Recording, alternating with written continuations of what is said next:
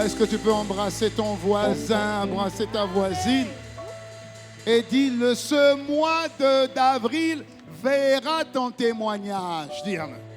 Non, je n'ai pas entendu. Dis ce mois d'avril verra ton témoignage. Dis le mois d'avril verra ton témoignage. Dis-le à deux personnes. Si la première personne ne te croit pas, va voir la deuxième personne. Dis, ce mois d'avril verra ton... Ce mois d'avril verra ton... Ce mois d'avril verra ton... Ce mois d'avril verra ton... Donne-moi un bon amen vibrant. Alléluia. Amen. Dis avec moi, Seigneur Père, en ce mois d'avril, je vois mon témoignage. Pas seulement le mien, mais celui de mon frère, celui de ma soeur. Je le perçois en esprit. Dans le nom de Jésus, ce que je vois et ce que je confesse et ce que je crois arrive dans le nom de Jésus. Je vois la prospérité accompagner les mains de mon frère, les mains de ma soeur. Je vois l'ange de Dieu apporter sa protection. Pas n'importe quelle protection. Pas d'accident. Point d'incident. Dans le nom de Jésus, je vois le bras étendu de Dieu sur mon frère et sur ma soeur. Dans le nom de Jésus, je vois leurs ennemis. Ils lui font la guerre, mais ils ne le vaincront point. Au nom de Jésus, je vois 1000 à tomber à côté, 10 000 à droite, et mon frère n'est pas atteint. Ma soeur n'est pas atteinte. Je vois au milieu des problèmes, au milieu des soucis, je vois la faveur, la distinction, l'élévation, la percée. Accompagner mon frère, accompagner ma soeur. Au nom de Jésus, je vois la bénédiction de Dieu qui ne se fait suivre d'aucun chagrin, s'accrocher à mon frère et à ma soeur. Aïe, aïe, aïe, aïe, aïe, aïe. Je vois mon frère béni. Je vois ma soeur bénie. Aïe, aïe, aïe. Non, laisse-moi acclamer cette bénédiction. Laisse-moi acclamer ce que je vois. Dis-moi 3 fois, amen. Dis avec moi ce que je crois, ce que je vois, ce que je déclare. C'est ce qui arrive. Donc mon frère, tu es béni. Ma soeur, tu es béni. Acclame le Seigneur au nom de Jésus. Amen. Amen. Alléluia. Ça va? Bien. Dis à ton voisin, ça va? Dis, ça fait longtemps, hein? Alléluia. Dis au voisin, tu m'as manqué quand même. Hein? Dis au voisin, ne me fais plus ça. Hein? Non, dis au voisin. Dis, il ne faut plus me faire ça. Amen. Alors, acclamons le Seigneur pour chacun. Allons ensemble. Gloire à Dieu. Je voudrais vraiment qu'on puisse acclamer le Seigneur pour l'excellente retraite des jeunes. Là, c'était puissant. Hey. Papa, c'était grave. Hey, les jeunes, c'était grave.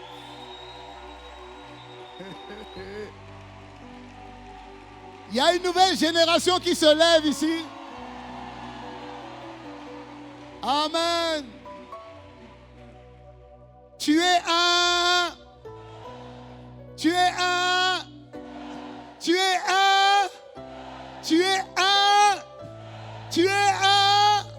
Tu marches comme un. Tu parles comme un. Tu es accompagné j'ai dit comme qu'un Dieu serait accompagné. Mais tu es déjà accompagné comme un Dieu. Tout ce que tu as est divin. Tout ce qui t'accompagne est... Tes bénédictions sont... Tes paroles sont... Tes biens sont... Divin.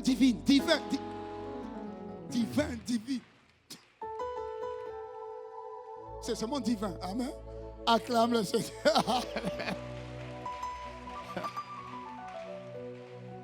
Alléluia. Gloire à Dieu. Embrasse encore ton voisin, mon frère. Embrasse encore ta voisine. Alléluia. Gloire au Seigneur. Amen. Magnifique Seigneur. Gloire à Jésus. Il y a beaucoup de divin en toi. Amen. Il y a beaucoup de divin en toi.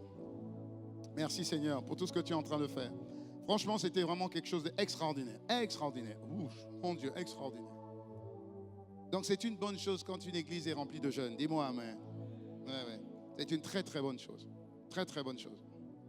Nous sommes en train de parler actuellement de le thème, la série dans laquelle nous sommes, c'est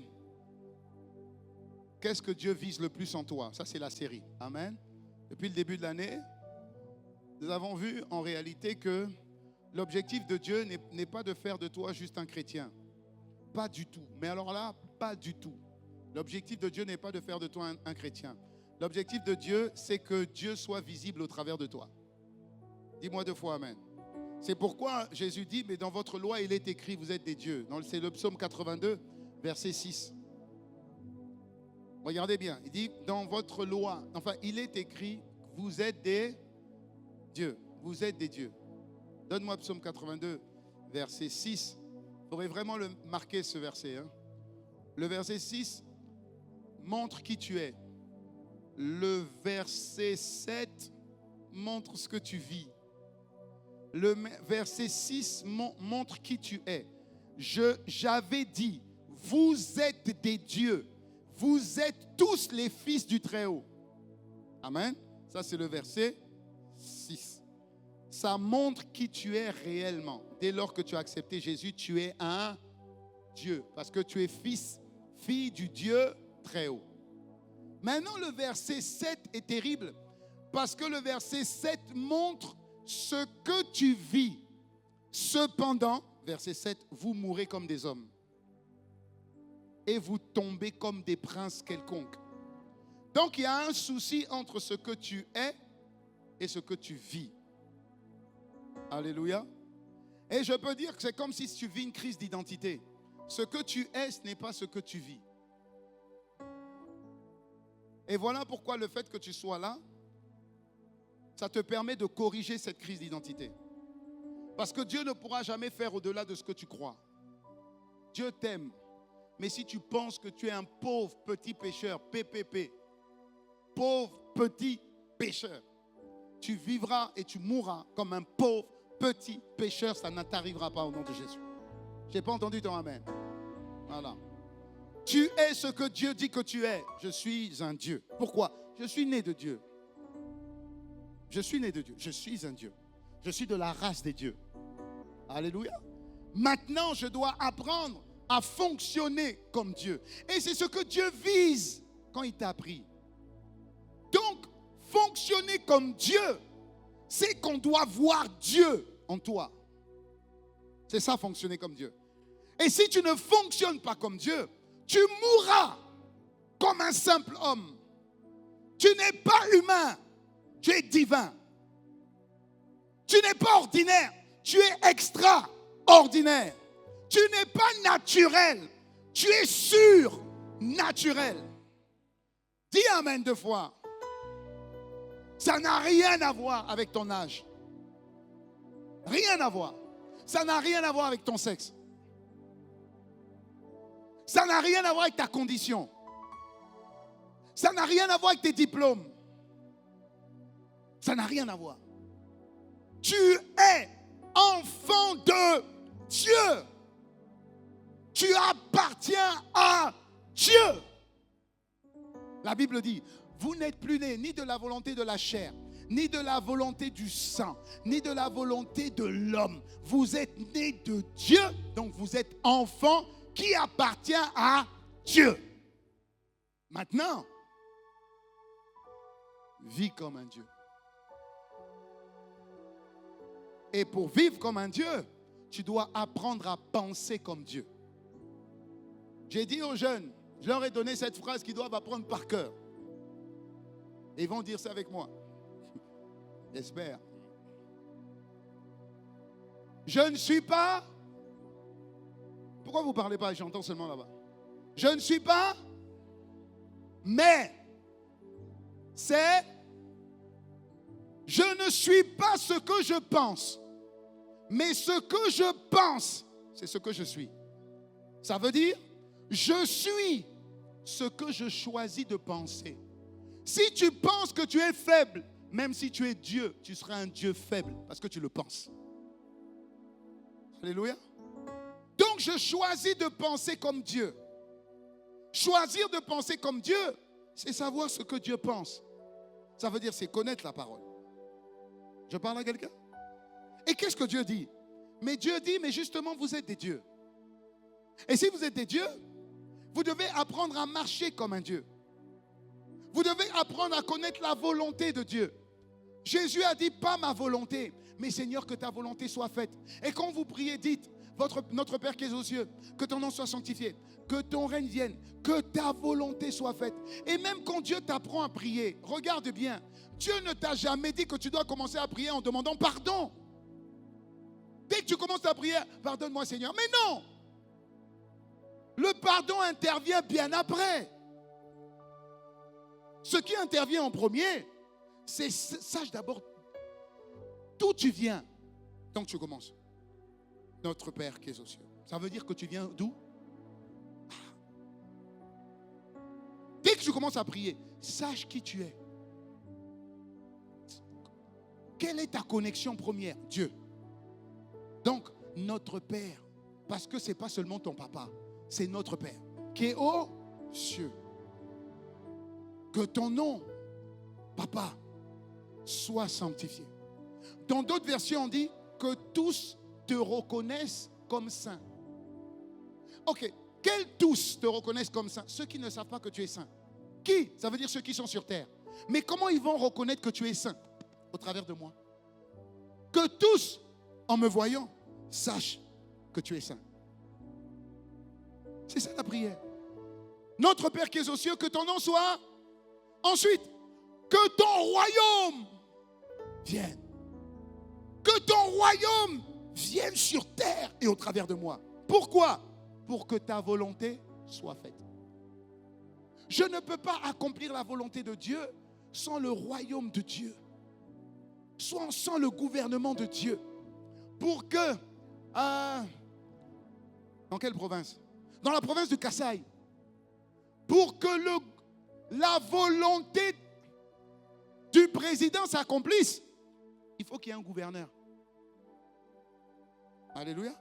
C'est le gouverneur du Kasaï qui a pour rôle d'accomplir la volonté du président, du chef de l'État. Alléluia. C'est le gouverneur qui représente l'État dans le Kasaï. Amen ou pas?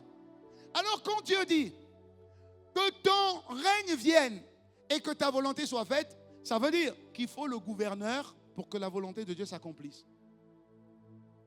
Que ton règne vienne, le gouverneur, pour que ta volonté s'accomplisse. Alléluia. Et c'est seulement après la volonté de Dieu, écoute bien, que il est écrit,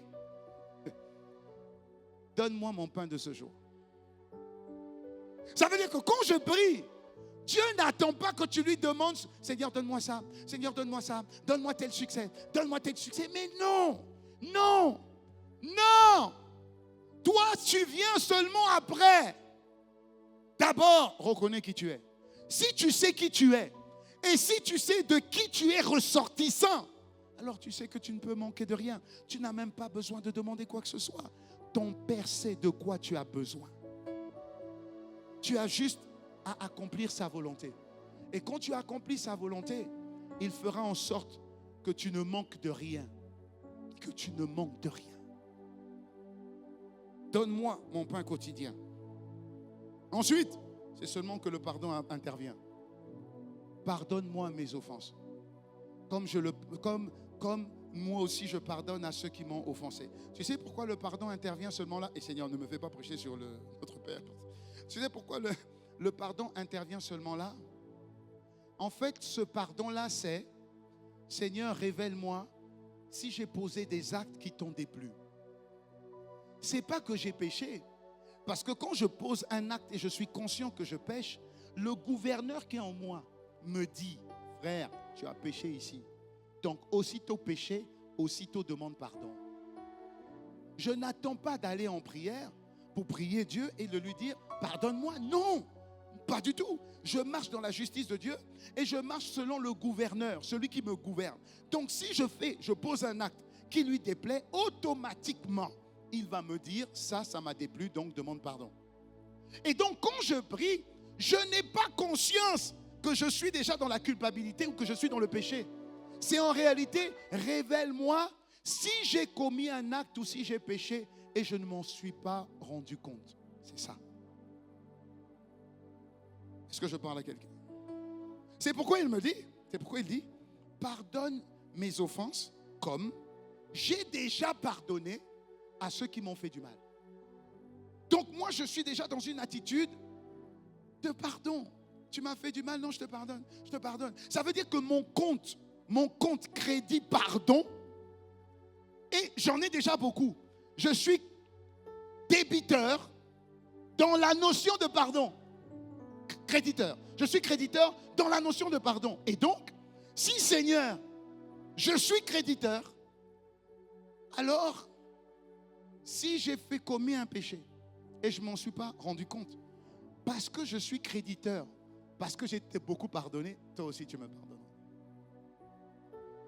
Est-ce que je parle à quelqu'un? Est-ce que je parle à quelqu'un? Alléluia. Tu es un Dieu. Ce n'est pas toi qui as voulu. C'est Dieu qui a désiré et qui a voulu. C'est pourquoi le fait d'être à l'église, je le disais ce matin, le fait de venir à l'église, ce n'est pas juste parce que je dois venir à l'église parce que je suis chrétien et que je dois avoir comme une validation intellectuelle, une validation émotionnelle, comme quoi j'ai été au culte. Tu vois, j'ai fait mon culte. Donc comme j'ai fait mon culte, ça va. Émotionnellement, consciemment, ça va. C'est comme si j'ai coché un to-do list. Tu vois, to-do list. Hop, j'ai allé au culte. Donc c'est bon. Non, je dois savoir pourquoi je viens au culte. Parce que tu te rendras compte que si tu viens au culte, ce n'est pas juste parce qu'il fallait que tu sois au culte un dimanche. Non. Tu viens au culte parce que c'est une plateforme où Dieu t'informe. Sur quoi? Mais tu es Dieu. Et si tu es Dieu, tu dois apprendre à fonctionner comme un Dieu. Donc tu dois apprendre. Et donc on n'apprend pas seulement une fois, 2 heures dans toute une semaine.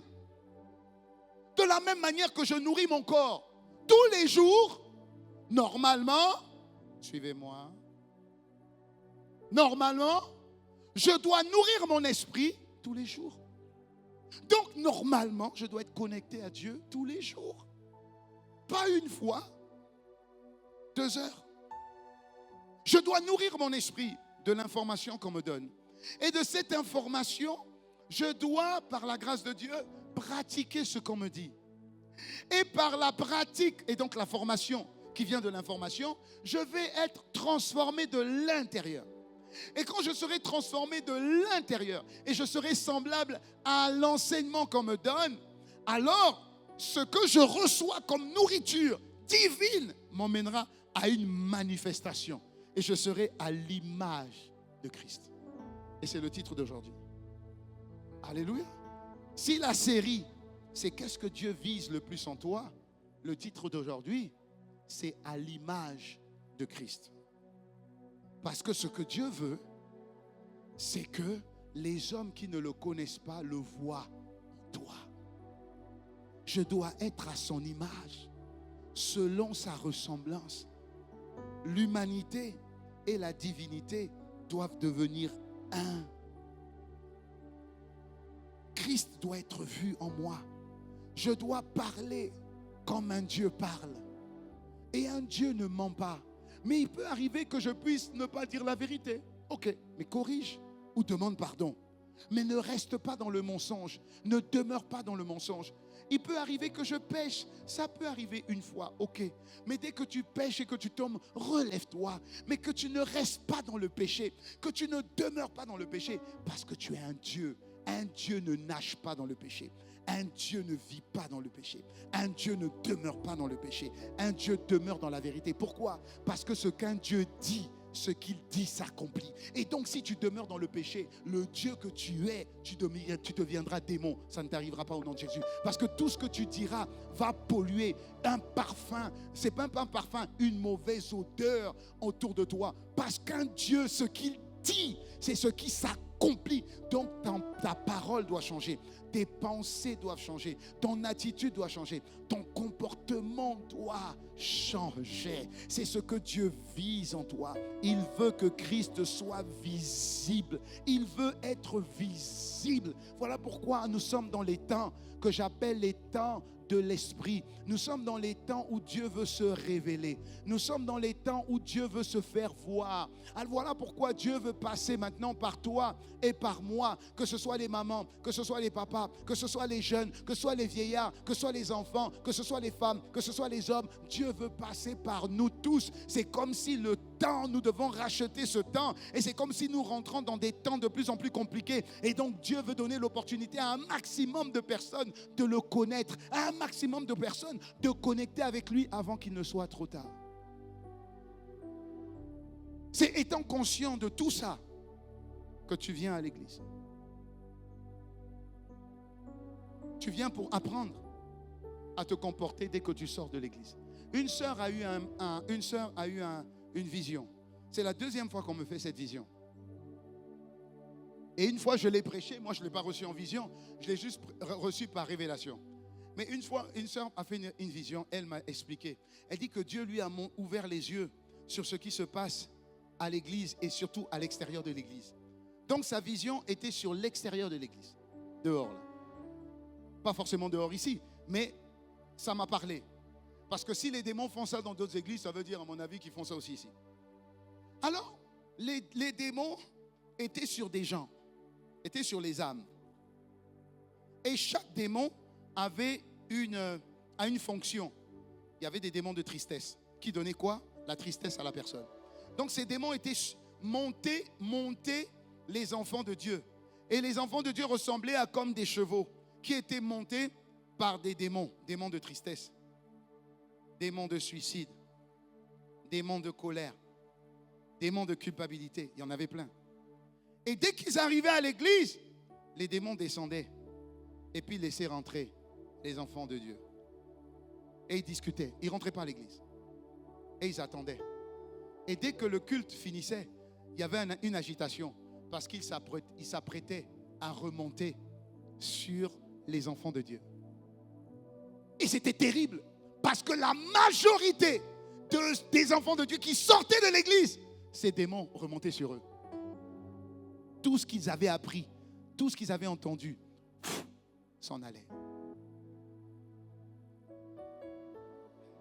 Je comprends que c'est une acclamation dans le bon sens. C'est pas une acclamation dans le bon sens. Mais tu vois cette vision, c'est une vision vraie. Pourquoi? Parce que tu vas te rendre compte que tu viens triste. Mais c'est comme si la tristesse te rattrape. Tu comprends ce que je veux dire? Tu viens avec tes problèmes. Mais tu ressors. C'est comme si tes problèmes te rattrapent. Alors l'église, c'est comme si l'église devient comme une boîte de nuit. Tu rentres en boîte de nuit pour oublier les problèmes, mais dès que tu ressors de la boîte de nuit, tu as toujours les mêmes problèmes. Donc l'église était comme une boîte de nuit. Parce que les enfants de Dieu n'étaient pas conscients que la parole que j'entends, je ne dois pas seulement l'entendre, je dois l'écouter et je dois la boire pour qu'elle reste en moi. David a dit, je serre ta parole contre moi dans mon cœur afin de ne pas pécher. Ça veut dire que quand je viens à l'église et que j'entends cette parole-là, ça devient comme une antidote. Et quand je rentre, je sors de là, je suis vacciné. Donc le démon de tristesse veut venir remonter, non? Il dit, mince, je suis vacciné. Ah non, je suis vacciné. Je suis vacciné. Je suis vacciné. Ça veut dire que plus tu viens et plus tu repars, plus tu deviens immunisé. Immunisé. Immunisé. Immunisé. Que ce soit notre partage à nous tous. Au nom c'est ça qui fait que quand tu ressors, tu deviens maintenant une lumière. Tu es la lumière du monde. Tu es le sel de la terre. Parce que tu viens te connecter à la véritable lumière. Tu viens te connecter à la véritable personne qui influence ta vie. Et comme tu viens te connecter à Dieu, et plus tu te connectes à Dieu, plus tu es chargé de Dieu pour aller te déverser dans le monde. Et chacun dans son domaine. Il dit, tout lieu où foule la plante de vos pieds, je vous le donne en possession. Ça veut dire que dès demain, beaucoup iront à l'école, beaucoup iront à l'université, beaucoup iront travailler. Mais tout lieu où foulera la plante de ton pied, tu apportes soit la lumière, soit les ténèbres. Mais quand tu es conscient que tu es venu te télécharger de la pensée de Dieu, de la volonté de Dieu, et que le règne de Dieu est en toi, alors tout lieu où foulera la plante de tes pieds, tu diras et tu sauras que tu es la lumière et que tout ce qui est lumière est attirant. Dès que tu deviens lumière, tu attires. Dès que tu deviens lumière, tu es une référence. Alléluia. Et c'est ce qui se passe chaque fois que tu viens connecter à la présence de Dieu. Chaque fois que tu viens écouter ce que Dieu veut que tu manifestes cette semaine. Dis à ton voisin, à l'image de Christ. Dis encore, à l'image de Christ. Dis encore, à l'image de Christ. Christ, c'est quoi? Christ, c'est la dimension du Dieu dans l'humain. Christ, c'est le Saint-Esprit qui a fusionné avec l'humain. Jésus s'appelait Jésus de Nazareth. Dès que l'Esprit de Dieu est venu sur lui, il est devenu Jésus le Christ. Donc Christ, c'est Dieu qui fusionne avec un homme. Alléluia. Alléluia. Je vais te donner une image simple que tu vas comprendre. Tu peux te marier à quelqu'un. La cérémonie nuptiale, c'est que tu te maries à quelqu'un. Mais seulement ce mariage, pour qu'il soit validé, il doit être consommé. Alléluia. Donc il y a la nuit de noces. Amen. Tant qu'il n'y a pas nuit de noces, c'est comme si tu es marié, mais ce n'est pas complet. Parce qu'il doit y avoir consommation. C'est la même chose quand tu es enfant de Dieu. Quand tu es enfant de Dieu, tu reçois Jésus, tu te maries avec Jésus. Quand tu es baptisé du Saint-Esprit, tu consommes le mariage de Jésus en faisant que le Saint-Esprit vient et confirme ce mariage. La confirmation de ce mariage, c'est comme si tu consommes le mariage dans le vrai. Alors beaucoup de personnes sont mariées à Jésus parce qu'ils ont reçu Christ, mais il n'y a pas de consommation. Ça veut dire que l'Esprit de Dieu n'a pas validé ce mariage.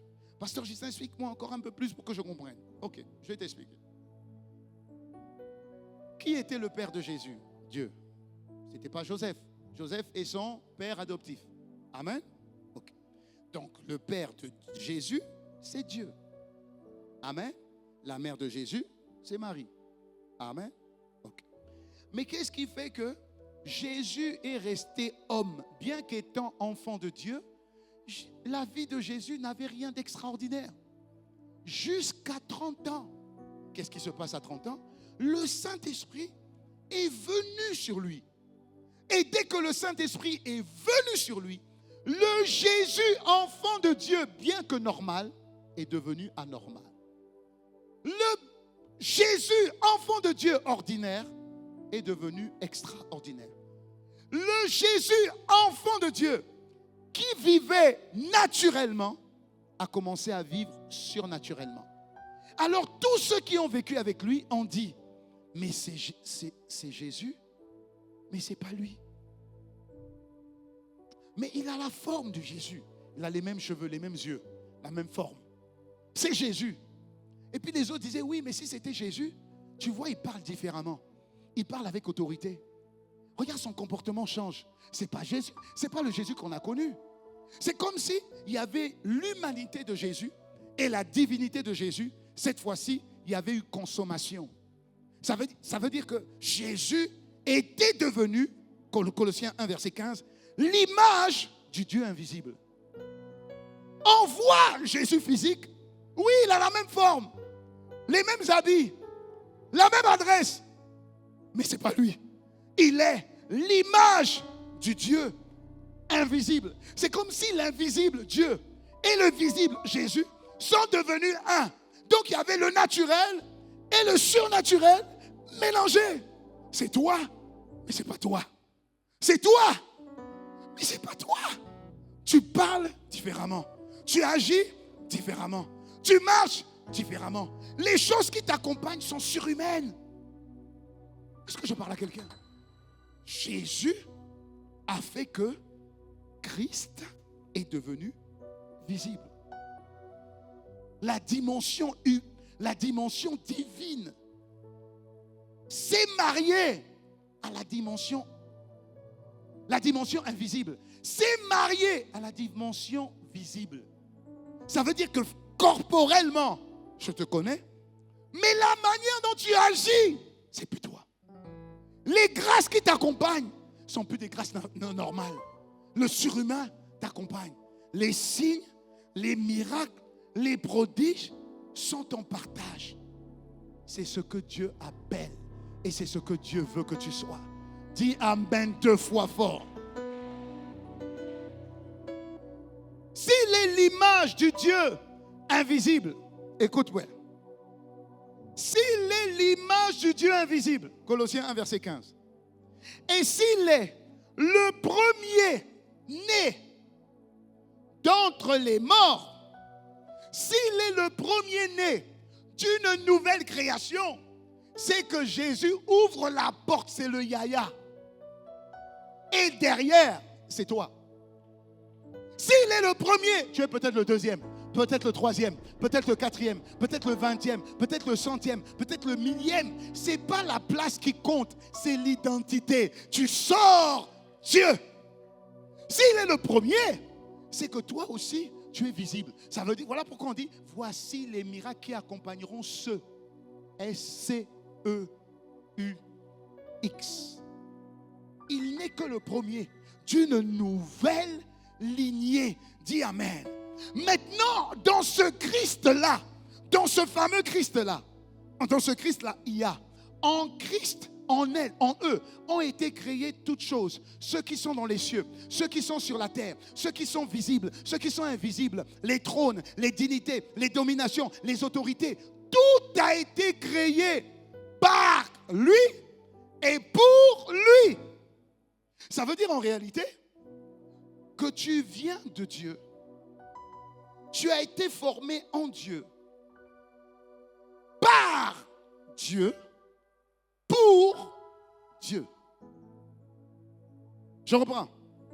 Tu as été formé par Dieu. Celui qui t'a fabriqué, c'est Dieu. C'est par ses mains que tu as été fabriqué. Alléluia. Les éléments qui t'ont fabriqué, c'est en Dieu. Donc, ton bras, ta main, tous les organes de ton corps sortent d'un moule qu'on appelle Dieu. La matière, c'est Dieu. Celui qui prend la main pour te donner une forme, c'est Dieu. Maintenant, la forme qu'on te donne, le but pour lequel on t'a donné, c'est aussi pour Dieu. Ça veut dire qu'il est ton alpha, il est ton oméga, il est ton commencement, il est ton moyen, il est ta finalité. Dis-moi Amen. Tu dois le comprendre. Si tu ne le comprends pas, tu ne pourras pas opérer. Tu ne pourras pas fonctionner comme ça. Donc il faut que tu le comprennes. Est-ce que je parle à quelqu'un? Dis encore à l'image de Dieu. Dis encore à l'image de Dieu. Ok. Réussir ta vie en tant que chrétien, Ce n'est pas juste être enfant de Dieu. Non, ce n'est pas ça. Réussir ta vie en tant que chrétien, c'est laisser Christ en toi vivre. Alléluia. Puisque tu es né de lui, tu as été fait par lui, et pour lui, ce que tu dois faire, c'est le laisser vivre. Parce que dans ce corps que vous voyez, il y a moi et il y a Christ. Il y a le Saint-Esprit, il y a Dieu. Alléluia. Et donc, à l'intérieur de moi, il y a mon moi, mon comportement, ma personnalité. Je suis un Balouba. Ok? Je suis Balouba. Hein? Moulouba. Mais ça se dit Balouba aussi. Hein? Plus rien. Bon, nous sommes Balouba. Bon, je suis Malouba. Ah, tu m'embrouilles. Oh, je suis là-bas. Donc, je suis de telle race. Écoutez-moi bien. Je suis de telle race. Je suis né de telle race. Je ne suis pas Congo, peu importe. Je suis né de telle race. Mais maintenant, je rencontre Christ. Je rencontre Christ. Vous me suivez? Je rencontre Jésus. Je m'appelle Cédric Kabea. Et je sais que Kabea, ça veut dire il est de telle origine. Il est de telle race. N'est-ce pas? Je m'appelle Cédric Kabea. Ok. Mais maintenant, Cédric rencontre Christ. Je suis né de papa Kabea ou maman Kabea. Mais maintenant, je rencontre Christ. Je suis né de Dieu. Les deux habitent en moi. Amen 2 fois? Ok. Avant que je rencontre Christ, j'avais une manière de parler.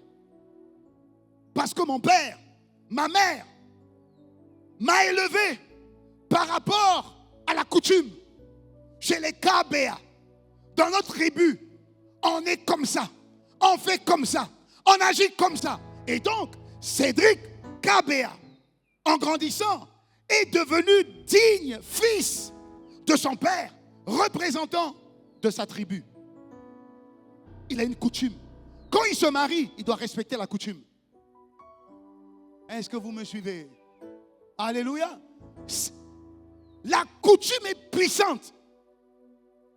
Mais le problème, c'est qu'entre-temps, il a rencontré Christ.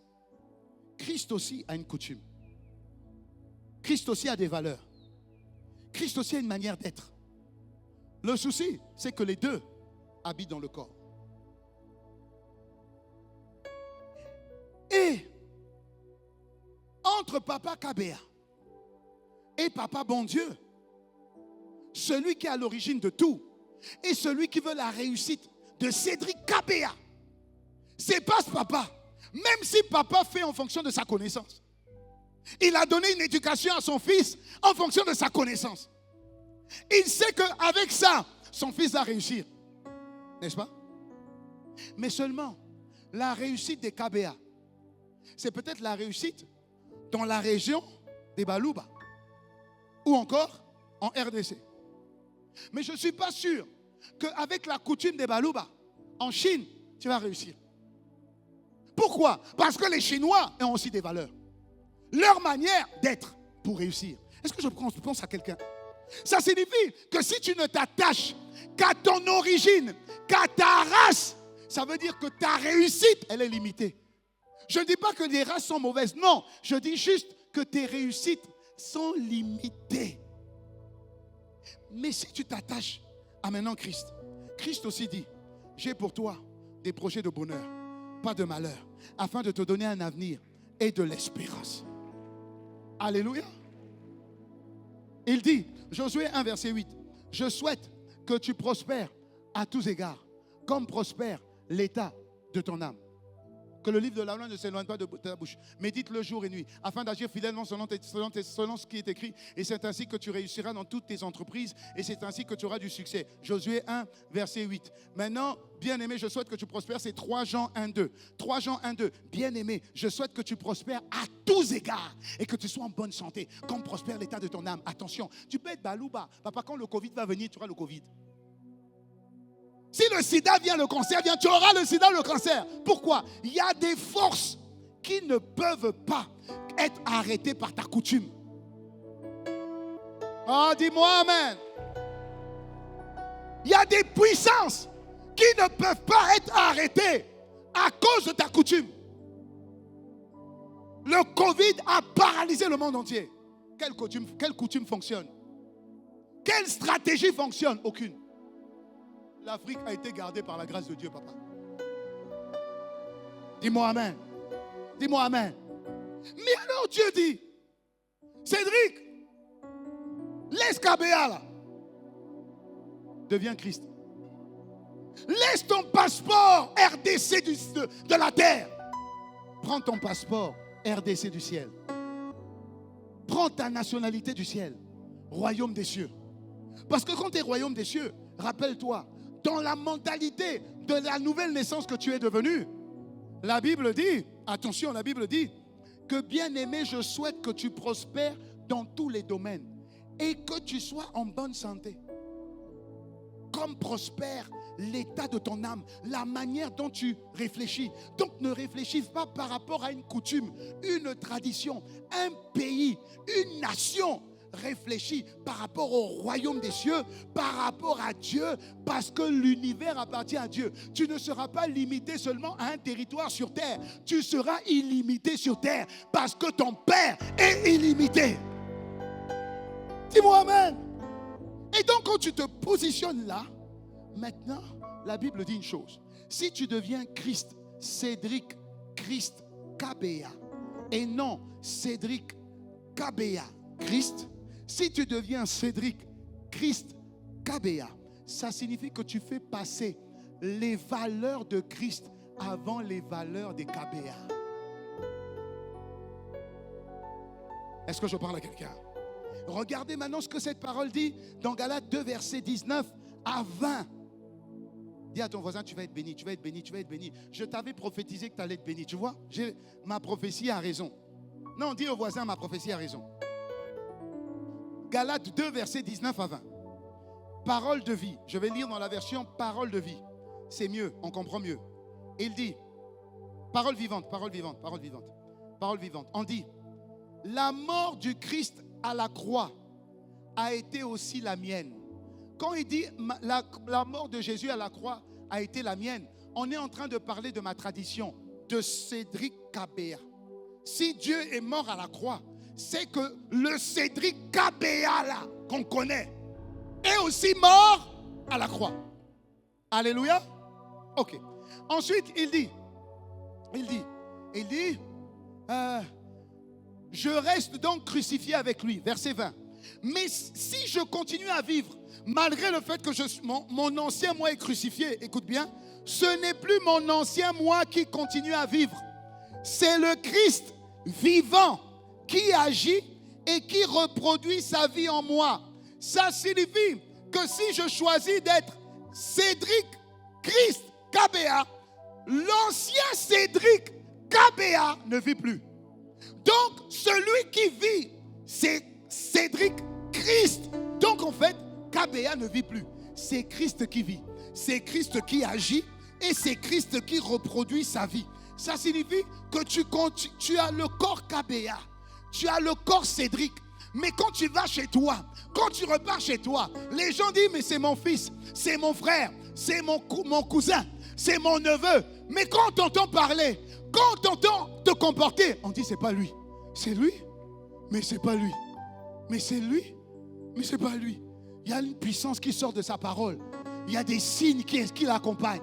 C'est lui, mais c'est pas lui. C'est lui, mais c'est pas lui. C'est là où tu deviens à l'image de Christ. Ce n'est plus moi qui vis, c'est Christ qui vit c'est ce qui t'attend. C'est exactement ce qui s'attend. La Bible dit si quelqu'un est en Christ, puisqu'on est en train de parler de ce Christ-là, qui doit être visible. Si quelqu'un est en Christ, il est une nouvelle création. Personne. Ça veut dire, les choses anciennes sont passées. Tout devient nouveau. Si tout devient nouveau, ça veut dire que je recommence ma vie comme à zéro. Mais je ne sais pas pour beaucoup, mais en tout cas moi j'ai toujours voulu des fois que cet événement-là, si je pouvais repartir à une semaine avant.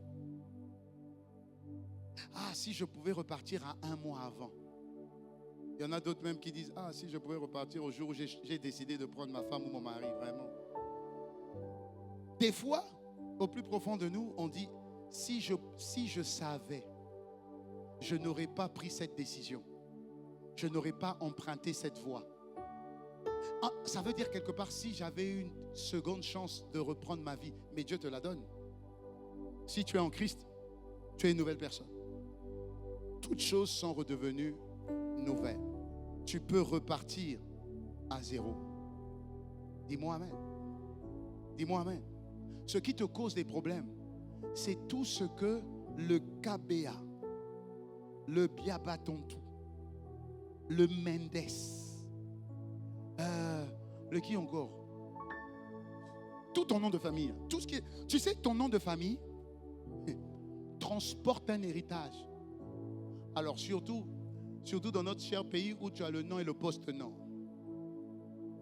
Oui, mais bien sûr, tout ton nom transporte un héritage. Donc quand on t'appelle KBA, le deuxième c'est Milombo. Non seulement tu as les KBA, ça pèse, mais tu as les Milombo aussi. Et donc tu portes tout l'héritage, tout ce qui est bien et tout ce qui est mauvais des deux. Dieu dit, écoute, enlève tout.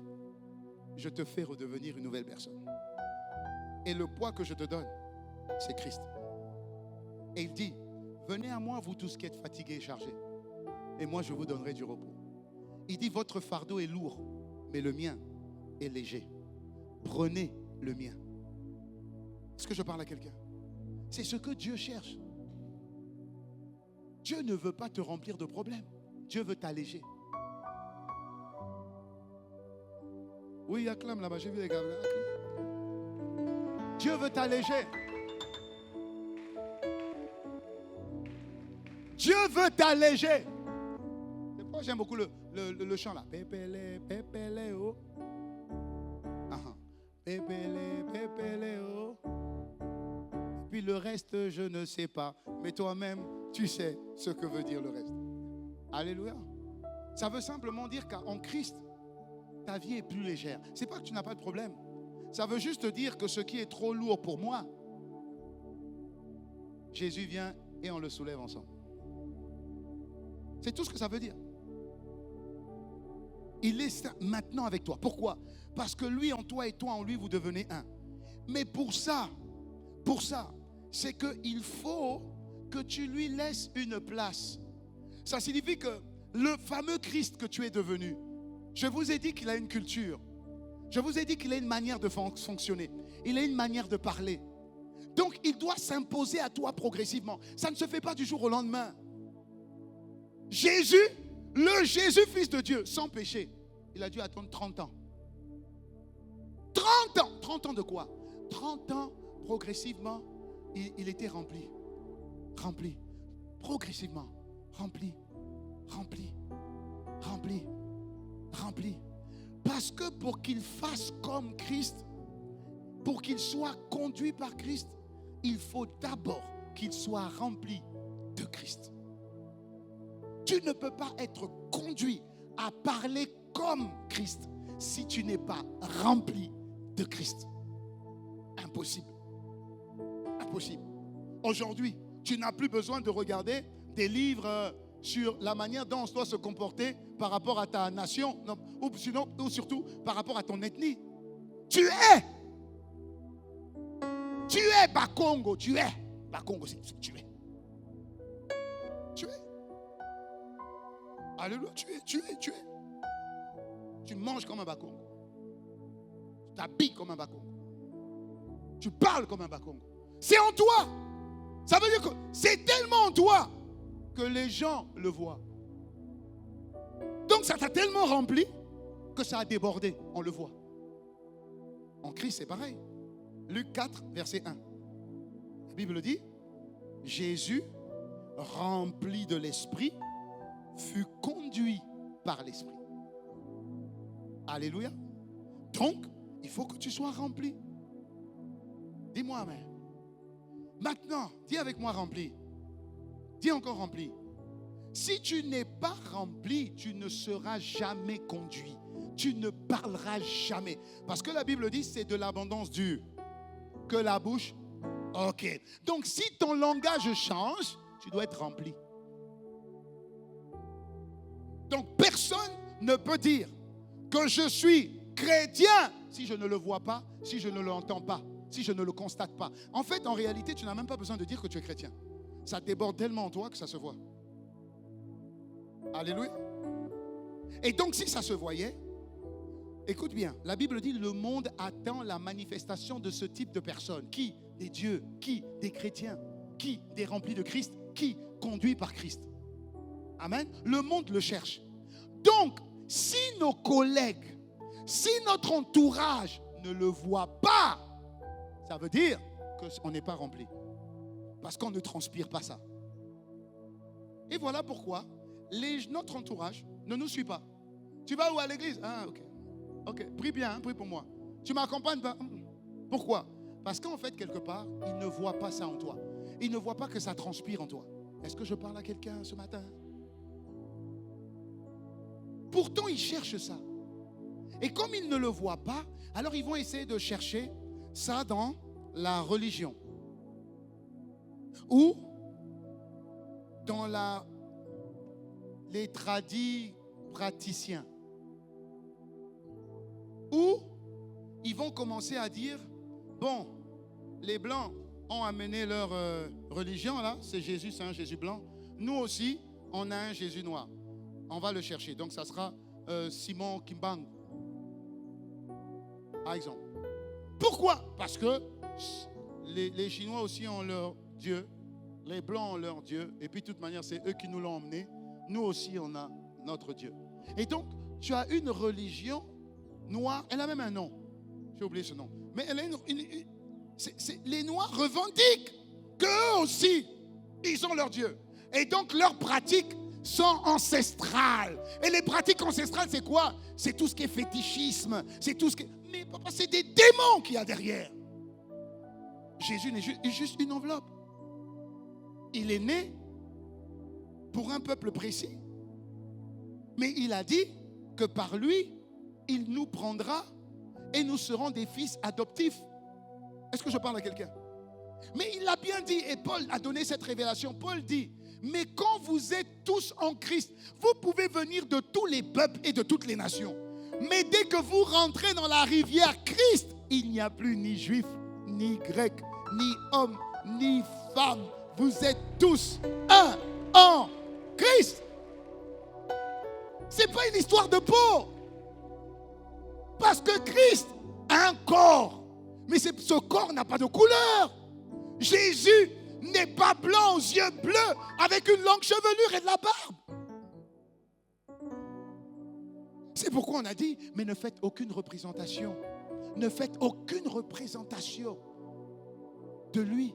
Il ne faut pas faire de représentation de lui. Celui qui est sur la croix, le blanc là, c'est pas lui. Dieu est une personne. Si tu es Dieu, et si tu as un corps, si tu as des yeux, des narines, une bouche, des oreilles, des bras, des jambes, et que Dieu t'a fait à son image et à sa ressemblance, c'est que forcément Dieu doit avoir des jambes, une bouche, une tête, des bras. Seulement toi tu es dans le visible, lui il est dans l'invisible. Sinon il a un corps. Alléluia. Et tu dois comprendre ça parce que c'est celui qui est en toi. Il est en toi. Et c'est en lui que tu as tout.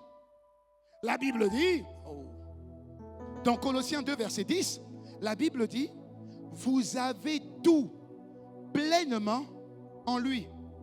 Je vais avoir plusieurs Plusieurs verres, non, rapidement. 3 verres. Ou donnez-moi 3 bouteilles d'eau pleines. Il dit, vous avez tout pleinement en lui. Il dit, vous avez tout pleinement en lui. Donne l'autre version. Donne l'autre version. Venez à 3 avec les 3 bouteilles. Vous participez. Oh, magnifique. Vous participez totalement à la vie du Christ. Oh, vous participez totalement. Amen. Amen. Ok. Ce que Dieu veut. Admettons que je sois Dieu. Bon, je suis Dieu quelque part. Hein? Je ne suis pas le Dieu, mais je suis Dieu. Admettons. On ne me voit pas. Mais ce que Dieu veut, c'est qu'on me voit en lui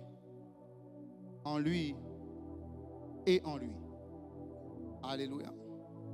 Alors la Bible dit, vous participez totalement, vous trois, à la vie de Christ. Vous trois, vous participez totalement. Quand nous sommes enfants de Dieu, nous avons des fois plusieurs soucis, plusieurs problèmes. Prenez un peu plus, ça va, deux, ou deux. Donnez rapidement. Vous avez plusieurs soucis. Vous avez plusieurs soucis. Ça peut être, je veux développer mon affaire, ça ne fonctionne pas encore assez. Je veux avoir la paix. Je veux me marier. Je veux réussir mes études. Je veux être en bonne santé. Et je veux aider mes parents. Ok? Mettez-vous bien là pour que tout le monde puisse voir, puisqu'on a la salle en arc en cercle. Alors, si je suis un Cédric KBA Christ, je vais me battre et je vais prier pour que Dieu me visite ici. Et après, je vais prier pour que Dieu me visite ici. Alléluia. Je vais aller à la montagne pour que Dieu me visite dans les différents domaines de ma vie. Alléluia. La montagne. Mangengenge. Ça? Hein? Mangengenge. Mangengenge. Tu es allé à la montagne hier, hein? À Mangengenge. Papa, on a souffert. Maman, on a souffert. Mais on est allé. Alors, et c'est bien parce que quand on est monté, j'ai vu tout, impressionnant. Mais les gens prient partout. Toutes sortes de gens et toutes sortes de prières. J'ai expérimenté Éphésiens 6, verset 18. Faites en tout temps. Je ne sais pas si c'est par l'esprit, mais en tout cas, j'ai vu toutes sortes de prières. Incroyable. Allongé, avec le téléphone, couché, courbé, femme, homme, enfant. Alors j'ai tout vu. Et donc, à un moment donné, les gens ont dit, ah, il y a le pasteur qui est avec nous. Ah, je dis, oh, pasteur, viens nous bénir, viens nous bénir, viens nous bénir. Je dis, bon, ok, je suis venu. C'était des mamans. J'ai dit, alors, elles étaient là. Alors, pasteur, bénis-nous, vraiment, il faut que tu nous bénisses. Parle-nous. Je dis, ok, vous êtes venus pour prier. Je dis, oui, on est venus pour prier. Vous êtes venus pour prier pour quel sujet? Elle dit, ah, non, on est venus ensemble, mais chacun a son problème. Je dis, ok, très bien. Chacun a son problème, c'est très bien. Je dis, bon, je vais juste vous résumer pour que ce soit plus simple et plus rapide pour vous. En fait, Dieu connaît déjà vos problèmes. C'est vrai, non? Oui, papa, c'est vrai. Dieu connaît nos problèmes. Mais si Dieu connaît déjà vos problèmes, pourquoi vous venez lui exposer ce qu'il connaît déjà? Il dit, ah. Je dis, ok. Par contre, je sais que Dieu a permis que vous veniez, pas pour que vous lui exposiez vos problèmes, mais il veut vous donner ses problèmes à lui. Amen. Alléluia. Elle dit, ah bon? Je dis, mais oui. Quand Dieu dit il faut prier, Dieu dit quoi? Que ta volonté se fasse. Dieu n'a jamais dit que Seigneur, accorde-moi la grâce, aide-moi dans ma volonté. Non, pas du tout. Il a dit d'abord ta volonté et ensuite plus loin, il dit donne-moi le pain quotidien. Il a dit le pain quotidien, mais la volonté de Dieu est venue avant. Donc, je vous donne juste le secret. Demandez à Dieu, Seigneur, qu'est-ce que tu veux que je fasse? Pourquoi tu m'as emmené ici? Et la Bible dit que l'âme qui fait du bien, amen, sera rassasiée. Celui qui arrose sera arrosé. Donc, si tu gères les problèmes de Dieu, c'est quoi la suite? Dieu gérera nos problèmes. Amen. Alléluia. Elle dit, mais pasteur, tu n'es pas monté pour prier? Je dis, non, je ne suis pas monté pour prier.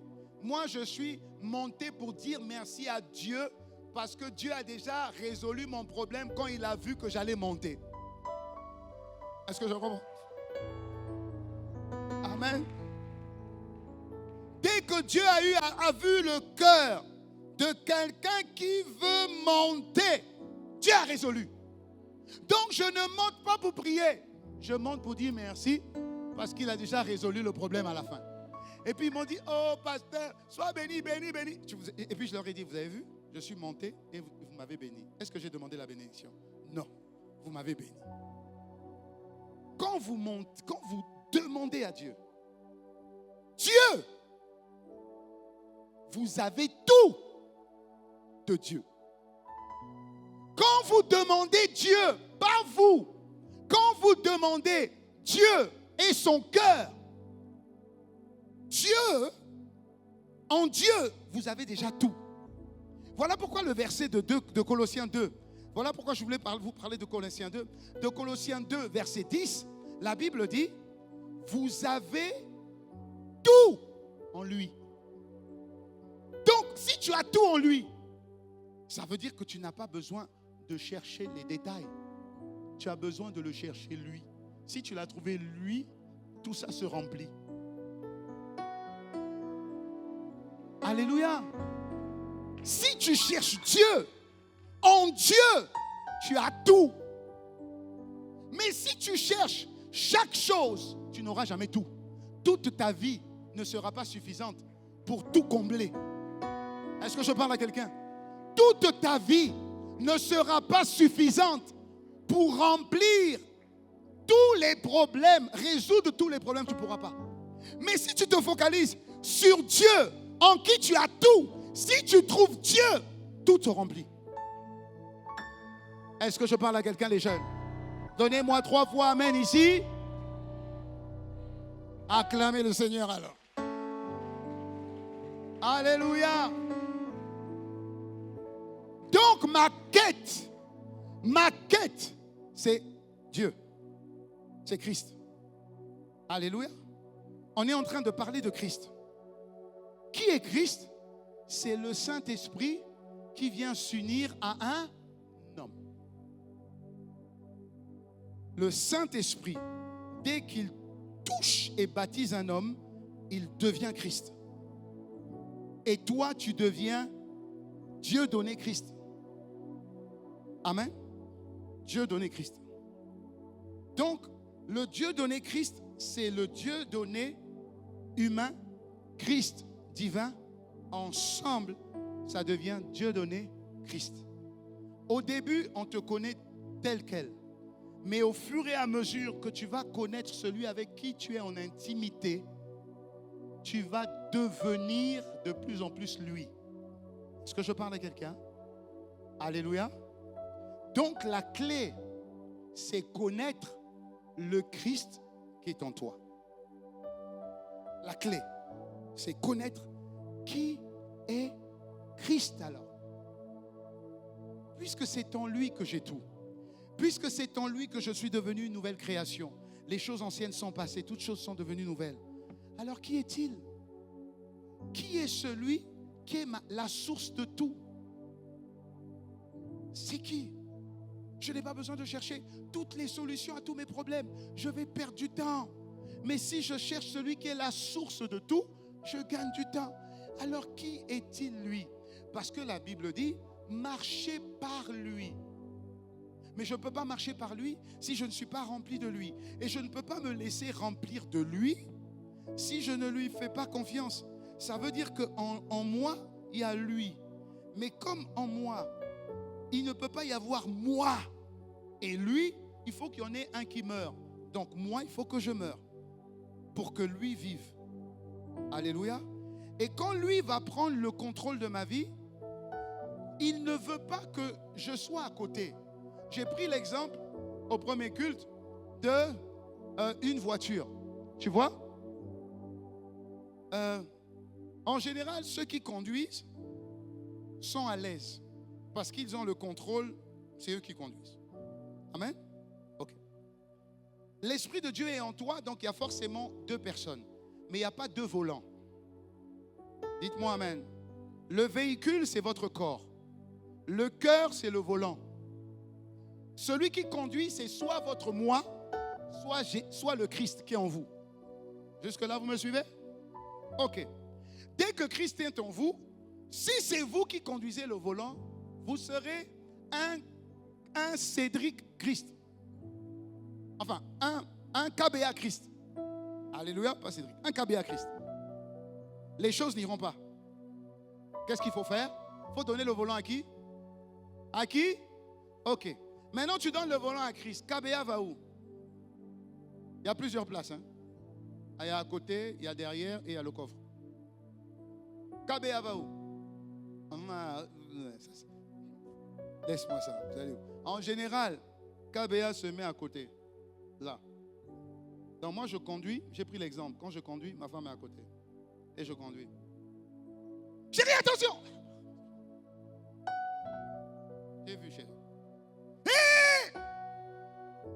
J'ai vu, chérie. Je conduis. Je suis calme. Mais si elle est conduite, elle ne criera pas. Hein. Elle ne dira pas, oh, attention! Non. Amen. Et c'est ce qu'on fait avec l'esprit. Quand on est au volant, quand l'esprit est au volant, le réflexe qu'on a, c'est dire, oui, mais si on peut faire comme ça? Mais si on peut faire comme ça? Papa, l'esprit, quand l'esprit conduit, l'esprit n'aime pas que tu sois à côté. De la même manière que quand je conduis, ma femme, elle est là.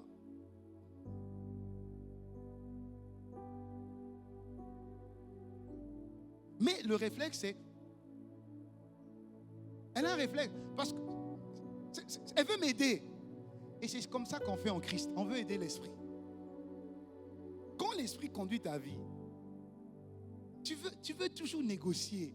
Parce que c'est ton corps. Mais en réalité, ce n'est pas ton corps. Parce que la Bible dit, ne sais-tu pas que ton corps est le temple du Saint-Esprit. Donc, ça lui appartient. Ce n'est pas ton corps. Hein. Oublie que tu es une nouvelle personne, ce n'est pas ton corps. Mais nous, on a toujours le réflexe d'intervenir. C'est pire quand il y a le chauffeur. Attention! Ah! J'ai dit à ma femme, mais chérie, il faut... Et toi? Parce que tu vas le stresser plus. Donc quand tu prêches comme ça à ta femme, il ne faut pas la regarder. Tu restes, tu regardes tout le monde, sauf elle. Mais,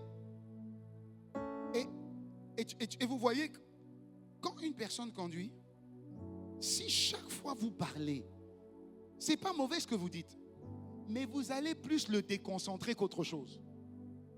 Je parle à quelqu'un ou pas? À partir du moment où tu lui as confié la voiture et que tu es resté derrière, mais papa, laisse-le conduire. Parce que à Kinshasa, le code de la route de Kinshasa, ce n'est pas le code de la route de Lubumbashi. Et ce n'est pas le code de la route de la Belgique, ni de la France. Si toi, tu viens avec ton code de la route français, attention, il y a un piéton. Ça, c'est ma femme. Piéton. Après, tu as priorité à droite. J'ai dit, chérie, priorité à droite à Kinshasa. On va rester là 48 heures.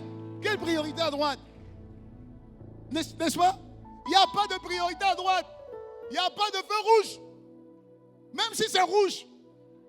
À qui le rouge, c'est vert. Ou c'est orange. Dis amen. Dis amen. Seulement, tu dois faire attention.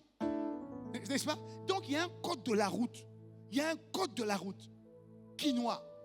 Je ne te parle pas Je ne te parle pas de Lumbashi, c'est différent. Goma, je te dis Kinshasa. Alléluia. Oui, il y a un code de la route. C'est quoi le code de la route, pasteur? Le premier qui met la tête de la voiture, c'est lui qui passe. Oh, acclame le Seigneur, dis-moi si c'est ça. C'est ça. C'est pas c'est ça.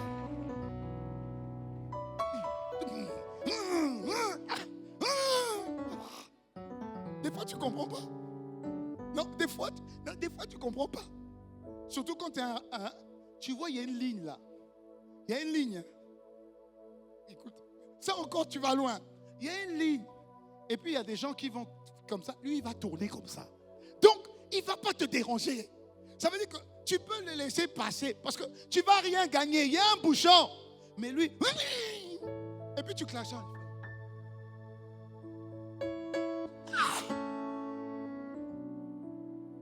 Kinshasa.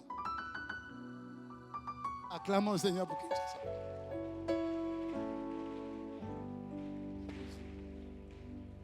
Alléluia. Maintenant, quand tu vas voyager, papa, tu as intérêt à changer ta mentalité dans la conduite tout de suite. Si tu emmènes ta conduite de Kinshasa en Belgique ou en France ou aux États-Unis, ok, paix à ton âme. N'est-ce pas? Ça peut être dangereux pour toi. N'est-ce pas? Ok. Tu conduis ta vie. Maintenant, tu deviens chrétien. Il y a un code de la conduite qui est un code de comportement. Quand dans le royaume de Dieu, personne ne conduit. Personne n'est à côté. Personne n'est derrière. Tout le monde est au coffre. Et tu laisses l'Esprit de Dieu te conduire. Dis-moi amen. Amen. Tu n'as rien à dire. Le problème, c'est que quand tu es au coffre, tu ne vois pas où tu vas. Tu ne sens pas. En fait, c'est comme si tes 5 sens sont muets. Mais c'est là où la Bible dit, marcher par la foi et pas par la vue. Est-ce que je parle à quelqu'un?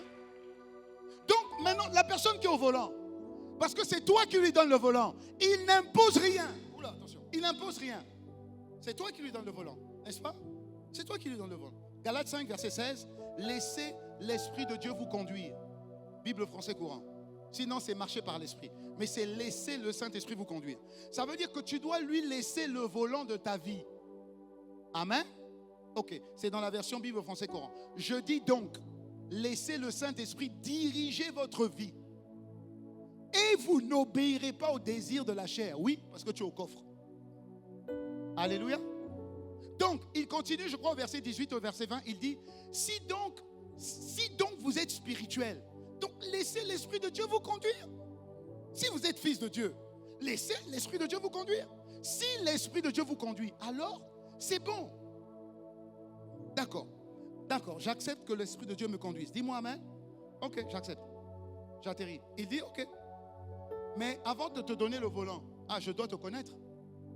Je ne donne pas le volant de ma vie quand même à n'importe qui. Alléluia. Donc la clé, c'est connaître qui est Christ. Je dois connaître qui est Christ. Pourquoi on a du mal dans notre vie chrétienne? Pourquoi on a du mal? Parce qu'on ne laisse pas Christ là prendre le volant. Soit on est à côté et puis on dit hey, oh, ah, ou on est derrière et puis on fait comme s'il est le chauffeur. Hey, oh, et Christ, ça frustre l'esprit. Donc, ok, je dois connaître la personne qui va me conduire et moi je veux derrière. Mais je dois le connaître. Donc la clé, c'est qui est Christ. Il est qui réellement? Plus je le connaîtrai, plus je pourrai même dormir dans le coffre, même si je suis mal à l'aise. Mais je pourrai... Le plus important, c'est la destination. Ce n'est pas mon confort, c'est la destination. Alléluia. Dis-moi amen. Alors, qui est Christ? Pour comprendre qui est Christ, il faut savoir que nous sommes dans les temps de l'esprit. Dis à ton voisin, on est dans les temps de l'esprit. On est vraiment dans les temps de l'esprit. Alléluia. La Bible dit, et c'est le prophète Joël qui a prophétisé dessus, dans Joël 2, verset 28, la Bible dit, après cela, je répandrai de mon esprit sur toute chair. Sur toute chair. Je vais répandre mon esprit. Regardez bien. Vos fils et vos filles vont prophétiser. C'est la preuve que l'esprit est sur eux. Amen. Vos fils et vos filles prophétiseront. Ensuite, vos vieillards auront des songes. C'est la preuve que Dieu veut aussi répandre son esprit sur les vieillards. Et vos jeunes gens auront des visions. Et pareil pour les jeunes gens. Même sur les serviteurs et sur les servantes, dans ces jours-là, je répandrai mon esprit. Ça veut dire qu'actuellement, Dieu veut répandre son esprit sur vous tous. Ça ne dépend ni de votre âge, ni de votre sexe, ni de votre couleur, ni de votre nationalité, ni de vos diplômes, ni de votre position. Dieu veut répandre son esprit sur vous tous, y compris sur moi. Dis-moi amen. Alléluia. Donc quand il dit ça, il est en train de dire que celui qui va venir sur vous, vous devez collaborer avec lui. Qui est-il? La première chose que tu dois noter, c'est que le Saint-Esprit, c'est Dieu lui-même. Le Saint-Esprit est Dieu.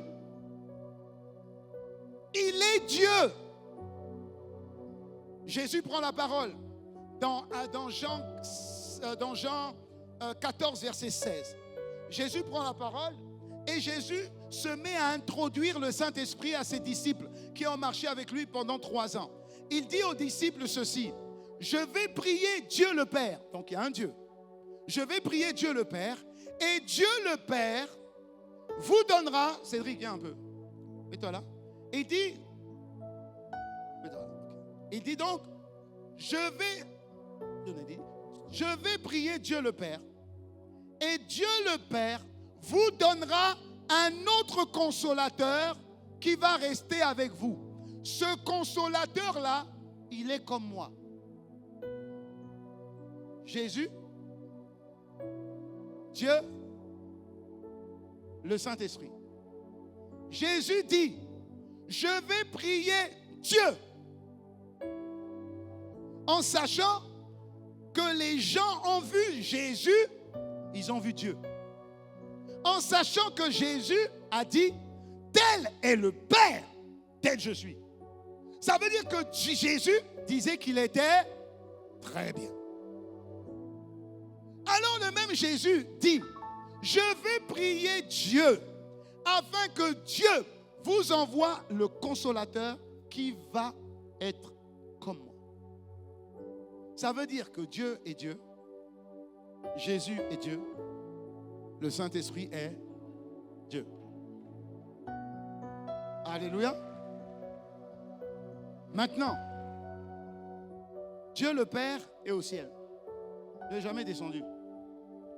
Dieu le Fils est descendu, il est monté. Quand il descendra, c'est pour venir chercher ses derniers fils.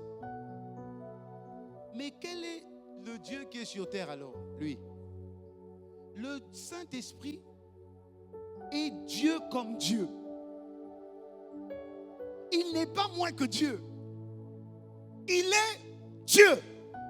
On peut même l'appeler Père. On peut même l'appeler Seigneur. Tout ce qu'on ne peut pas faire, c'est le glorifier. On glorifie Jésus et Dieu qui vit dans la gloire. Jésus a été glorifié. On ne glorifie pas le Saint-Esprit. Le Saint-Esprit vient pour donner la gloire à Jésus. Alléluia. Le problème de l'Église d'aujourd'hui, c'est qu'on néglige l'Esprit de Dieu parce qu'on a l'impression que l'Esprit de Dieu est une chose, une puissance, une émotion. Donc, on ne craint pas l'Esprit de Dieu. On craint Dieu. Mais on ne craint pas l'Esprit de Dieu parce qu'on ne considère pas que l'Esprit de Dieu, c'est Dieu. Est-ce que je parle avec quelqu'un? L'Esprit de Dieu, c'est l'Esprit de Dieu. Donc, il est Dieu. Oui, mais il faut que tu m'expliques parce que c'est difficile de dire qu'il est Dieu. Il est Dieu numéro 3. Non, il n'est pas Dieu numéro 3. Il est, mettez-vous aligné, il est Dieu, alignez-vous. Aligne-toi au milieu, mets-toi au milieu. Il est Dieu. Il est un en 3. Il est la pomme. La pomme, c'est la pomme rouge ou verte, n'est-ce pas? N'est-ce pas? La peau de la pomme, c'est la peau de la pomme, c'est la pomme. La chair de la pomme, c'est la pomme, mais c'est la chair. Les pépins de la pomme, c'est la pomme et les pépins. Donc c'est Dieu. Donc c'est la pomme. Le soleil, oui, le soleil que vous voyez, c'est le soleil. On ressent ça, la chaleur du soleil. Cette chaleur-là, c'est le soleil. La lumière du soleil, c'est le soleil. Les rayons du soleil, c'est le soleil. Amen. L'eau. L'eau que je bois, c'est l'eau. Le glaçon, c'est l'eau. La vapeur, c'est l'eau.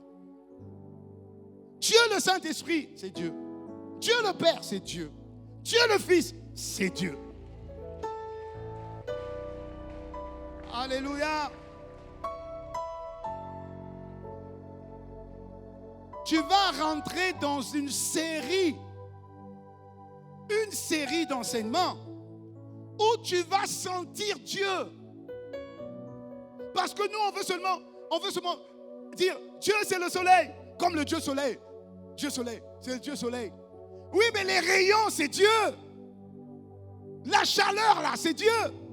La lumière, c'est Dieu. Ce n'est pas seulement la boule orangée que tu vois loin. Alléluia.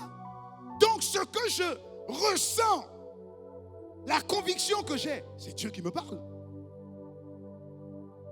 La foi que j'ai, c'est Dieu. La personne à côté, elle tremble, c'est Dieu. Si moi je tremble jamais, ça ne veut pas dire que je n'ai pas Dieu. J'ai Dieu aussi. J'ai juste une forme de Dieu, une manifestation de Dieu différente.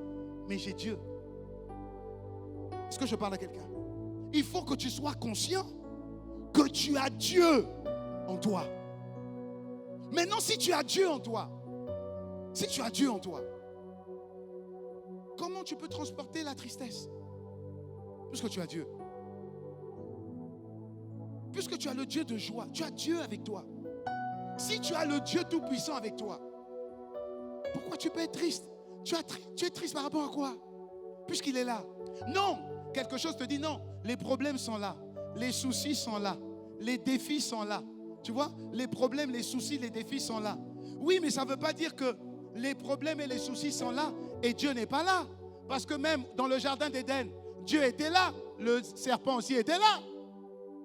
Le serpent était dans le jardin. Là où il y avait Dieu. Ce n'est pas parce qu'il y a les problèmes que Dieu n'est pas là. Je décide juste de regarder à Dieu et pas regarder à un problème qui va me faire croire que Dieu n'est pas là. Est-ce que je parle à quelqu'un? Le Saint-Esprit est Dieu. Et quand on parle du Saint-Esprit, on l'invoque. Quiconque invoquera le nom du Seigneur sera sauvé. Le salut vient par le Saint-Esprit. Chaque fois que tu parles du Saint-Esprit, il est là. Donc, Dieu est là. Donc, Dieu est présent. Saint-Esprit est là, ici, présent, avec moi. Le Saint-Esprit est là.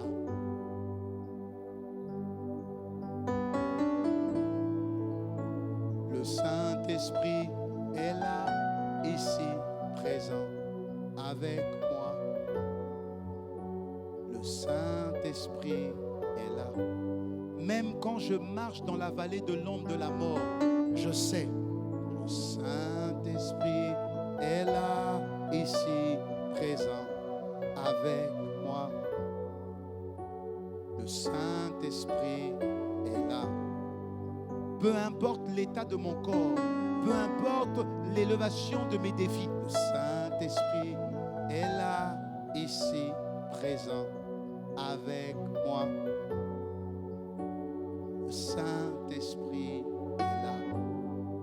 Peu importe la manière dont tu as commencé le mois d'avril, rappelle-toi, le Saint-Esprit est là, ici, présent, avec moi. Le Saint-Esprit est là. Aucun problème n'est plus important que lui. Le Saint-Esprit est là, ici, présent, avec moi. Le Saint-Esprit est là.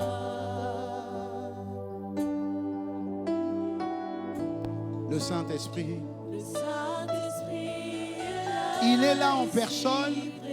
Et quand il est là, Dieu est là parce qu'il est Dieu. Et quand il est là, Jésus est là parce qu'il est l'Esprit de Jésus.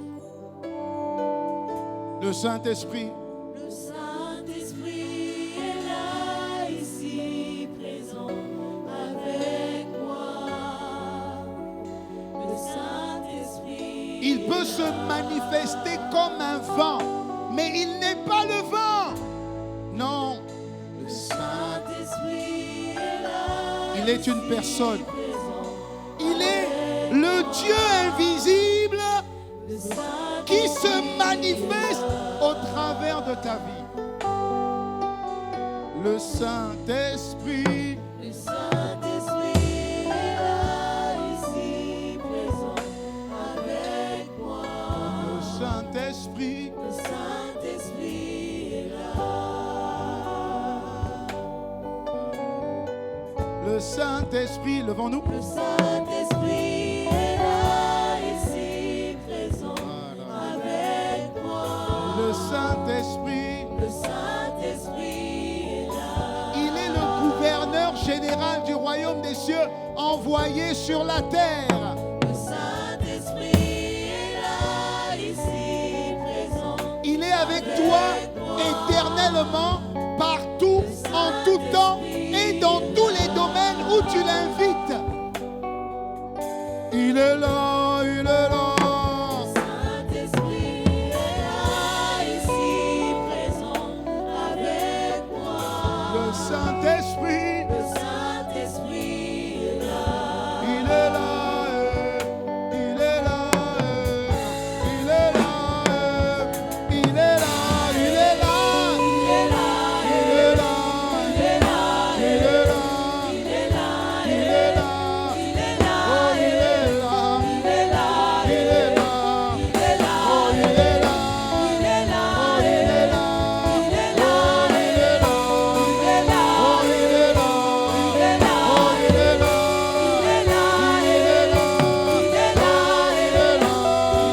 il est là, il est là, il est là, il est là, oh il est là, il est là, oh il est là, il est là, oh il est là, il est là, il est là, il est là, il est là, il est là, là où il est invité, là où il est désiré, là où il est le premier, là où il est le chaman. Oh, il est là, il est là, il est là, il est là, il est là, il est là, il est là, il est là, oh, il est là, il est là, il est là, il est là, il est là, il est là, il est là.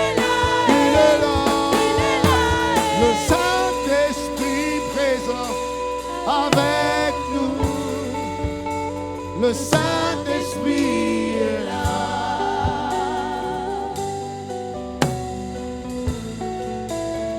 Le Saint-Esprit est là, ici, présent avec moi. Le Saint-Esprit est là. L'Esprit de Dieu est là. Il a toujours été cantonné juste à l'église. Ça veut dire que tu l'invoques, tu le recherches juste à l'église. Mais qui te dit qu'il veut être juste avec toi à l'église? Non. Il veut t'accompagner au travail. Il veut t'accompagner dans tes études. Il veut t'accompagner dans ta salle de classe. Il veut t'accompagner dans tes courses. Il veut t'accompagner dans le domaine de ton couple. Il veut t'accompagner dans le domaine de l'éducation de tes enfants. Il veut t'accompagner dans une matière que tu ne maîtrises pas. Il veut t'accompagner dans ce conseil de direction. Il veut t'accompagner pour présenter ton dossier. Il veut t'accompagner dans tous les domaines de ta vie. Il est là. Il est là. Il est là. Il est l'esprit de sagesse. Il est l'esprit d'intelligence. Il est l'esprit de connaissance. Il est l'esprit de force. Il est l'esprit de conseil. Il est là. Il est expert dans tous les domaines. Il est là. Il est celui qui t'aide. Il est celui qui t'aide à rechercher un travail. Il est celui qui t'aide à rechercher une maison. Il est celui qui t'aide à rechercher un appartement. Il est là. Il est l'esprit de Dieu. L'esprit de sagesse. L'esprit de connaissance. L'esprit d'intelligence. L'esprit de conseil. L'esprit de force. Il est là. Il est là pour t'aider à préparer ton concert. Il est là pour t'aider à préparer ton projet. Il est là pour t'aider dans tes fiançailles. Il est là pour t'aider pour t'aider dans ton mariage. Il est là dans tous les domaines de ta vie. Il est le meilleur conseiller dont tu as besoin. Il est la meilleure personne dont tu as besoin. Il est Dieu.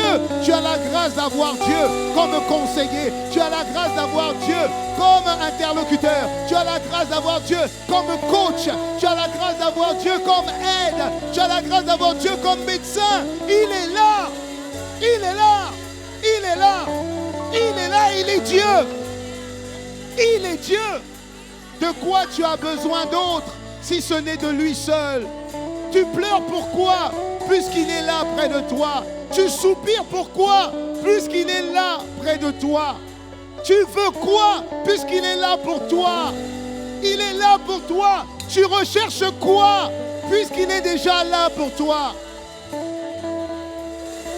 Peu importe ce que tu veux, il est là. Il est l'auteur de tous les visas. Il est l'auteur de tous les visas parce que la terre lui a été donnée, lui. Il gouverne sur toute la terre. De quoi tu as besoin? De quoi tu as besoin? Puisqu'il est là. Ce n'est pas d'un mariage dont tu as besoin. Ce n'est pas des enfants dont tu as besoin. Ce n'est pas d'une percée dont tu as besoin. Tu as juste besoin de savoir qu'il est là. Il est là. Mais tant que tu ne l'invites pas, tant que tu ne le désires pas, il ne prendra pas la conduite de ce projet. Il ne prendra pas la conduite et la direction et le leadership de ce projet. Il ne fera pas ça. Il est là. Il est le meilleur orientateur. La meilleure orientation, c'est lui. Il est présent avec toi. Le Saint-Esprit, il est là. Il est là. Fais cette prière avec moi. Magnifique Esprit de Jésus. Tu es la promesse du Père. Fais cette prière avec moi et tu es Dieu. Je te demande pardon. Je t'ai frustré. Je t'ai mis de côté. Et je ne t'ai appelé que quand il s'agissait de l'église ou du spirituel. Mais je n'ai pas fait appel à toi dans mon travail, devant le conseil d'administration, pour préparer le projet, pour une orientation professionnelle. J'ai choisi les endroits où tu devais être, alors que tu dois être le soubassement de ma vie, celui qui propulse ma vie et celui qui conduit ma vie. Alors je te demande pardon, parce que j'ai péché par omission. J'étais négligé. S'il te plaît, par la grâce de Jésus, je t'invite dans tous les domaines et pas à n'importe quelle place. Prends la première place dans tous les domaines. Tu as carte blanche sur tous les domaines de ma vie. Je me soumets totalement à ton leadership, ta conduite, tes orientations et ta direction. Merci. Tendre Père, merci pour ton esprit. Il n'est pas moins que toi, ni plus que toi. Il est toi. Merci. Parce que j'ai Dieu avec moi. Merci. Parle-lui pendant une minute, quelque temps. Adresse-toi à lui toi-même et invite-le toi-même. Invite-le. Invite-le. Il n'attendait que ça. Il n'attendait que ça. Il est dans ton cœur. Il est dans tes émotions. Il est ta conviction.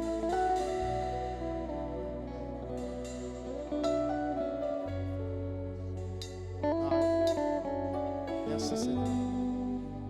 Merci Seigneur. Merci Seigneur. Merci Seigneur. Merci Seigneur. Pendant que tu es en train de parler à l'Esprit de Dieu et de l'inviter dans tous les aspects de ta vie, il est ton don, il est ta capacité. La Bible dit qu'il est il est notre mouvement. La Bible dit, il est mon mouvement, il est mon être, il est ma vie. Pendant que tu es en train de l'inviter, je voudrais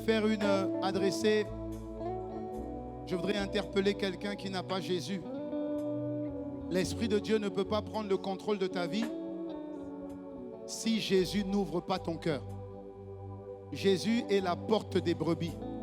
Ça veut dire que Jésus est la porte du royaume spirituel. Jésus est la porte par laquelle le Saint-Esprit rentrera. Si tu n'as pas Jésus, si tu ne t'es pas réconcilié à Jésus, c'est impossible que le Saint-Esprit vienne. Et je te donne la possibilité, je voudrais donner la possibilité à quelqu'un ce matin de pouvoir ouvrir son cœur à Jésus. Si tu veux que Jésus vienne dans ta vie, ouvre les portes de ton cœur, sois ton Seigneur et sois ton Sauveur. Mets simplement ta main droite sur ton cœur et lève ta main gauche et tu vas répéter cette prière simple avec moi. Mets ta main droite sur ton cœur si tu veux recevoir Jésus ce matin. Ne manque pas cette opportunité. Sans Jésus, le Saint-Esprit ne peut pas agir, c'est impossible. Mets ta main droite sur ton cœur, lève ta main gauche pour celui qui veut recevoir Jésus, celui qui veut se réconcilier avec Jésus. Alléluia. Merci Seigneur.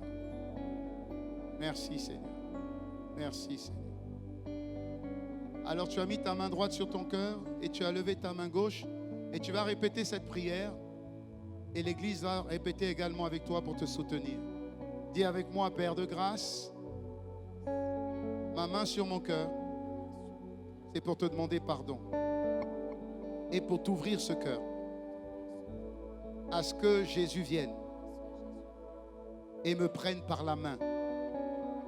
Ma main gauche est levée, signifie Seigneur, viens prendre ma vie et viens la conduire.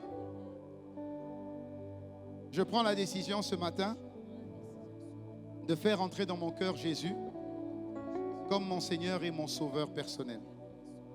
À partir de maintenant, Jésus soit le socle de ma vie, la fondation principale de ma vie, et conduis-moi comme tu veux. Je reçois ton esprit et je m'attends au baptême de l'esprit. Cher Saint-Esprit, j'ai entendu dans cette série qui me fera mieux te connaître.